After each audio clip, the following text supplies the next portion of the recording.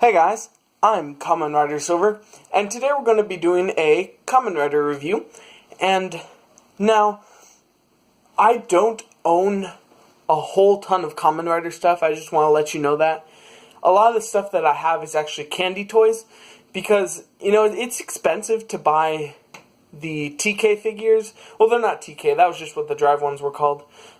But, you know, the more deluxe figures, those cost a lot of money, and the drivers and stuff, so I don't usually buy those things. But the things that I do have is these. These are candy toy figures. They come from, so I have a branch of Japanese-inspired markets, Japanese stores, as we call them here, and they're called Uwajimaya. And they're a grocery store, and they have an aisle of candy toys. So this is pretty much the most access I have to buying them. So primarily the figures I will be reviewing are these kinds of figures. So I hope that's okay with you guys. It's some kind of Kamen Rider stuff, but it's not like the big figures. But I hope that's okay. So here he is. Now this is the Kamen Rider Drive series of these candy toys, and this is Kamen Rider Chaser. I love Chaser. His design is just so cool. I really like him. Now, a little backstory on Chaser. He was originally Drive's worst enemy, or not necessarily worst, but he was always saying that he was going to kill Drive, and he was Moshin Chaser, and he was a cyborg kind of guy. And then Moshin Chaser eventually found out that he was originally the original Drive, but then his mind got corrupted and stuff. And then when Mach had a second belt made for him, just in case, they used a piece of Chaser's armor to make a shift car, or a signal bike for Chaser, and then they gave Chaser Mach's extra driver, and then he became Chaser. It's really complicated, but basically, good guy becomes bad guy, becomes good guy. So, this is their tertiary rider. And I like this little figure.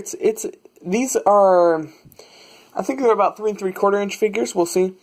But it's a cool little figure. I like the nice big bug eyes. And what I also like is that, so Moshin Chaser only had the half side of his face with these right here, but I like it goes both. It's got the purple. Now, these figures, the thing about them is that you put stickers on them for deco. It's a little odd, but and the stickers fall off really easily. Just kind of looking around. Some of the stickers have already fallen off, but you can see kind of like the sticker treads. Some sticker detailing up here.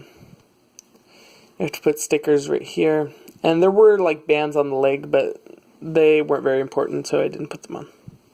Or they fell off, I don't know. So his one accessory he comes with is the signal axe. Now, I like the signal axe. It's kind of funny because the signal axe, he has to wait to attack. So, right here, because it's a stop sign. So right here, there's the green light and the red light. I think, so he puts the car in, and he has to wait to attack. So it goes like, Matanoyo! Matanoyo!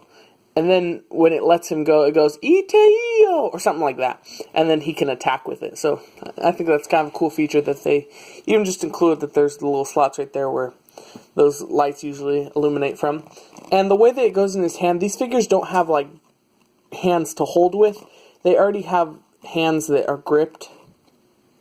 They have a little hole. So it has little pegs on it. And you just kind of slot it in, so he kind of holds it a little weird, but you can kind of get him in some cool poses with it. So let's get it right there.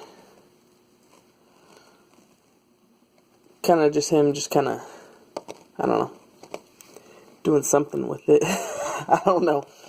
So going over scale, like I said, I think he's about a 3 3/4 inch figure. We'll put him in a regular pose. There we go.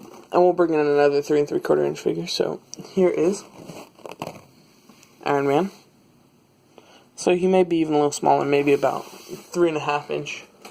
And here's a War Machine. I don't think that scale's terrible. Now, articulation. This is a Japanese figure, so it has Japanese articulation. It has a ball jointed head that looks up that much, looks down that much, goes side to side.